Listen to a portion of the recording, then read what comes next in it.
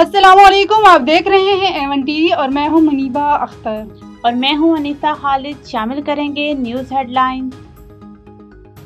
भारत में दिवाली के त्यौहार पर आतिशबाजी पटाखों से फिजाई आलूदगी में इजाफा। नई दिल्ली 651 QI के साथ आलूदा तरीन शहर।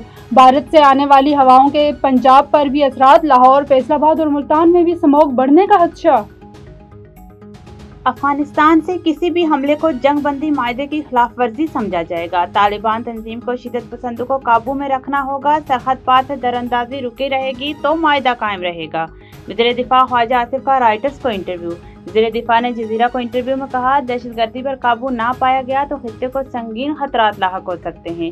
काला दम TTP से कोई बात नहीं होगी। ख्वाजा आसिफ ने अरब न्यूज़ को इंटरव्यू में कहा, अमेरिका के कहने पर तालिबान रजीम तब्दीली की साजिश का इल्जाम बेबुनियाद है। पाक अफगान जंगबंदी माहिदे के बाद चमन बॉर्डर खोल दिया गया। फिलहाल हाली ट्रकों को आने जाने दिया जाएगा। ड्राइवर्स के लिए पासपोर्ट और वीजा लाजमी करार। सरहदी इंफ्रास्ट्रक्चर की बहाली के बाद बाकायदा तिजारत शुरू हो पाएगी। इन्हीं शराइत पर आज तुरखम बॉर्डर भी खोल दिया जाएगा। मरासला अफगान सफारत खाने को अरसाल। कराची के इलाके कौसर न्याज कॉलोनी में सफाक बाप ने 2 बच्चियों को कत्ल कर दिया। लाशें अब्बासी शहीद अस्पताल मुंतकिल। मुलजिम अकबर आला कत्ल समेत गिरफ्तार। पुलिस के मुताबिक मुलजिम माली दबाव का शिकार था। कप्तान शान मसूद ने 87 रन बनाए। अब्दुल्ला शफीक ने 57 रन, इमामुल हक 17 और रिजवान 19 रन ही बना पाए।